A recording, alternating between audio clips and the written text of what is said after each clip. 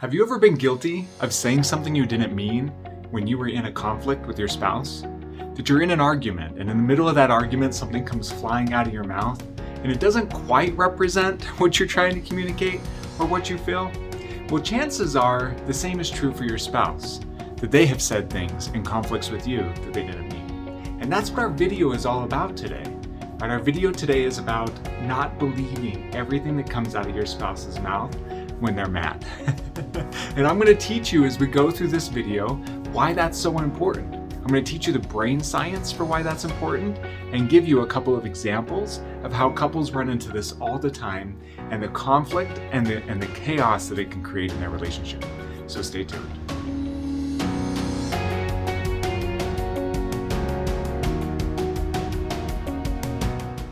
All right, so you'll remember from our recent video, the fight, flight, or freeze video, where I asked you which one you exhibit in your marriage.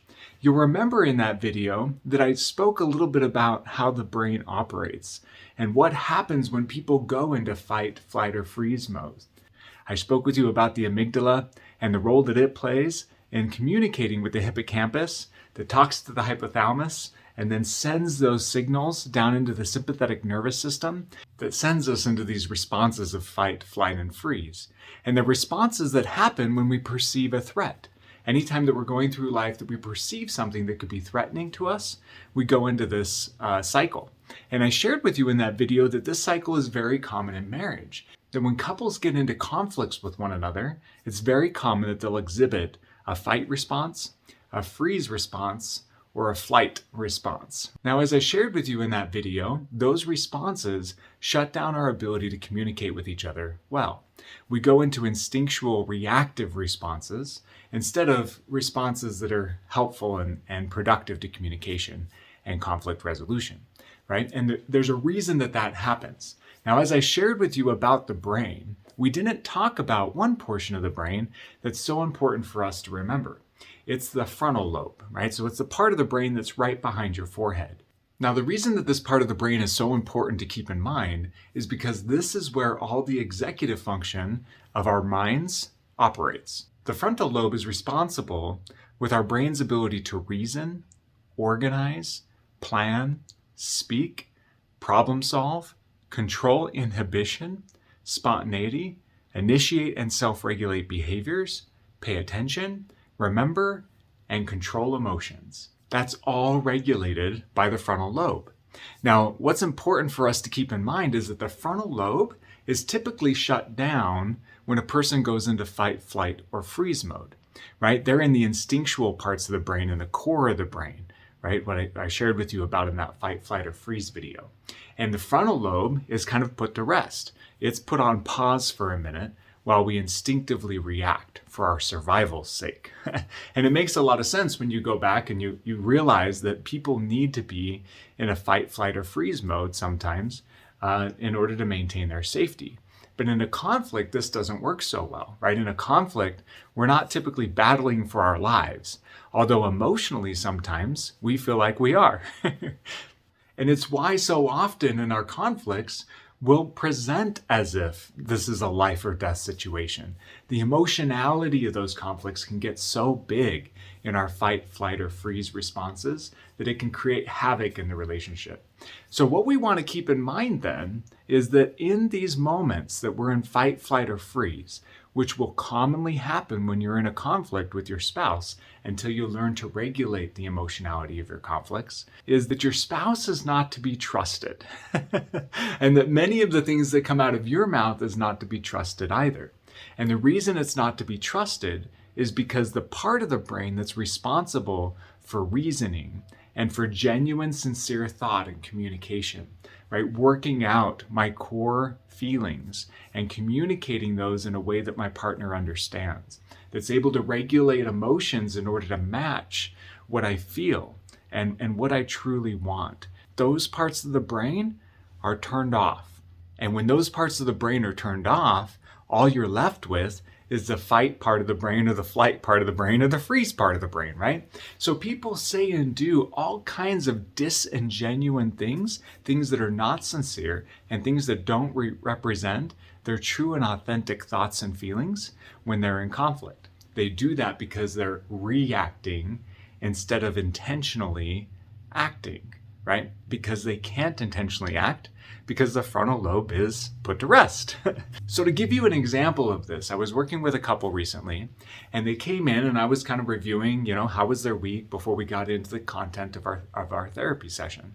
And as I was reviewing that with them, it was very clear that there was tension in their relationship, and both were communicating very effectively in their nonverbals that they were not in a good place with each other. They were kind of sitting with their arms folded, their backs were kind of turned toward each other a little bit, their posture was leaned away from one another. There was, a furrowing of the brow, intensity in their face, intensity in the energy in the room. You know how you can feel tension and you feel like you could cut it with a knife. That was going on with this couple. And as I spoke with them more and as I asked questions about what was going on in their relationship, they shared with me that during the past week they had had a conflict. And in the middle of this conflict, he said, "I hate you," right? And she responded, "Well, good, I hate you too. I've never loved you," right? And these are some of the communications that they had in the middle of this conflict. Well, they're sitting in the room now today, and as I'm exploring with them a little bit what happened in this conflict and what was spoken and what occurred between the two of them, he told me, "Now I know how she really feels." And I asked him, "What do you mean about that?" And he says, "Well, I've wondered for a while what she felt, and now I know. Now I know for sure what she really feels. I found out this weekend exactly what my wife feels about me." And as I dug into that a little bit more with him, I realized what he was talking about are those words, "I've never loved you." Now think about this for a minute. If you're in this situation with your spouse and you've just had a conflict and they've said something like that to you, "I've never loved you," right? And you look back at the last 10, 15, 20 years you've spent together, the impact that can have, right? That the reality that it seems like that suggests that they've never loved you, that through all that you've been through, that's been an issue in the relationship. And then you start to piece together times that they haven't been as respectful as they could, or times that they haven't considered you as much as you wish, or times that they've ignored preferences that you have.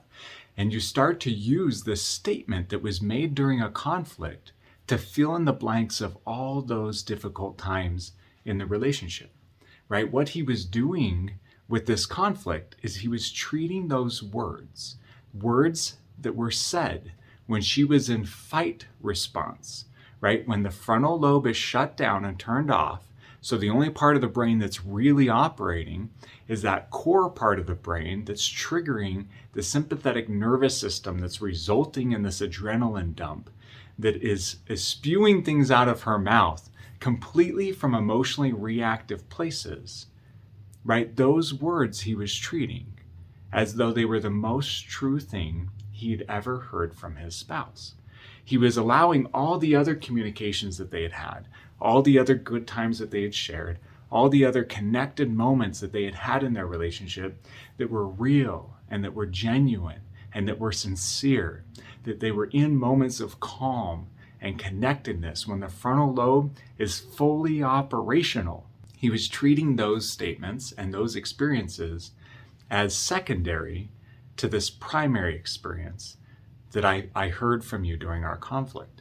That when you said, "I've never loved you," right? That was the most true thing that you've ever said, including the words, "I do," including the words, "I love you more than anything in this world," including the words, "I've never felt so close and comfortable with somebody," including the words, "I don't know how I did my life without you," including the words, "I want to be with you forever," right? All these statements that are sincere. They represent vulnerable, heartfelt, processed, congruent messages that were during moments that the frontal lobe is fully active and a person can be completely sincere, right? He was throwing all those out the window for this statement that she made during a conflict. He felt as though she revealed something that she's never revealed before, that she's always kept that thing constrained, and now he really knows the truth, right? And we had a great conversation about this. In fact, we spent a lot of time on this, and you wouldn't believe how many couples I talk to about this principle every day. We have to remember that when we're in conflict, the part of the brain that is responsible for our most genuine and sincere feelings is turned off. So what I think and what I feel during those moments is going to be driven much more by reactive, instinctual defensiveness than it's going to be driven by sincerity and genuineness, right? We want to keep that in mind for ourselves, and we want to keep that in mind for our spouse. Now, the reason I say keep that in mind for ourselves is because when we speak out of anger, we're probably going to speak a lot of things that are going to cause a lot of harm, and most of them are not going to be accurate. There might be some partial truths in there, but a majority of it is going to be communications that don't represent exactly what I'm feeling, what I'm thinking, and what I want. And we want to remember that for your spouse as well, because oftentimes we hold on to those statements for years to come. In fact, you've heard this comment before where individuals say, be careful the words you use because you can't take them back, right? And those words that we often use during conflict aren't even the most sincere, genuine thoughts and feelings that we have. So when we spew those out in a conflict, we have a tendency to hold on to them like they are true, when in reality, we ought to cast them aside as the most untrue thing my spouse has said all week, all month, all year, or even throughout our whole marriage, right? That's the most untrue thing that your wife spoke this weekend, not the most true thing. Now, he had a hard time grasping onto that. He was like, well, how do you know that's not true? It felt like it was pretty sincere in the moment, right? She said it with a lot of intensity and there was no apology, right? And so I processed with them a little bit more. And as we talked through this, I asked her, why were you so upset? And she said, I was so upset because I feel like I can't ever do anything right with him. And I said, why does that matter to you? And she's like, well, of course it matters to me. He's my husband. Of course that matters to me. I want to feel like I'm successful sometimes. And I said, and why is that so important that he's your husband and that you want to be successful? And she said, because I love him. And I said, you what? And she said, I love him. I love him so much. And then she started crying. And as she's crying, right, she's expressing how hard it is to care about somebody so much and to not feel like that you're measuring up or being good enough for them, right? And in that moment, we started to feel and see the most true thing that she had felt and expressed the whole weekend, right? The most true thing is that she loves him desperately. She always has.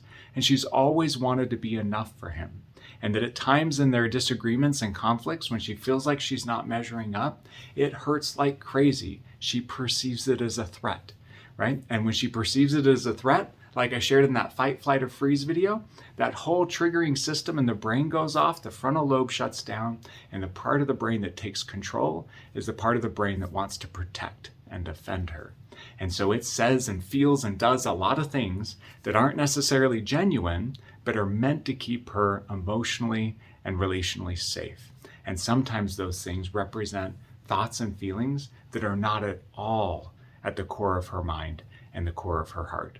I'm not sure how to emphasize to you enough that a majority of the couples that I watch separate and divorce do not do that because they don't love each other anymore. Although if you interview either one of them, they'll tell you that it's true. Their partner doesn't care about them. In actuality, that's not true. The reason that they separate and divorce is because they stop speaking from vulnerable, genuine places with one another, and instead they communicate from emotionally reactive places in conflict. And when we do that, we send each other a lot of information that's not really our heart. We send defensive and critical communications that are less vulnerable than the actual feelings of our heart. And more couples break up over those types of conflicts and arguments than actually not being in love. In fact, when I sit down with them later, I find out, just like with this couple, I find out that they actually loved each other deeply. And they became so hurt over time at not feeling like their spouse loved them in return that they tried to turn their heart cold. They said and did a lot of things in the relationship that didn't really represent what they mean and what they feel and how they think. So next time you're in a conflict, don't believe the words that come out of your spouse's mouth, right? If you can tell that they're in fight, flight, or freeze mode, let's take a break from the interaction. Let's step away from it, right? And let's come back together when this frontal lobe is engaged again. And you'll know when that's happening because your emotions will be a lot more calm. You won't feel angry, you won't feel tense, you won't feel anxious, you won't feel like running or fighting or freezing up in the interaction, right? You'll feel calm, you'll feel more steady, your brain will be more clear, your heart won't be racing, right? And in those moments, your frontal lobe is fully engaged. So when you're talking with each other in calm times and in calm places, those are the communications that you can trust the most, right? We can work on vulnerability then. We can expose in our mind and our heart to one another, and we can accomplish a lot more than when we're in fight, flight, or freeze mode. Thank you so much for joining us. I hope that information is helpful to you. In the comments below, share with us a time that you found yourself in that fight, flight, or freeze mode, and things that you've said or done or experienced that weren't true, right? They don't represent your heart, right? Things that you might regret, things that when you're in a better state of mind and emotion, you would do a lot different. Share some of those with us. We'd love to hear more examples of that and talk about that more fully. As always, we're so grateful for the support you give our channel. Please like, subscribe, and share our content with others who could benefit from these messages. Our goal is to help couples everywhere thrive, and we're so grateful for the support you give us. We look forward to being with you again soon, and until then, take care.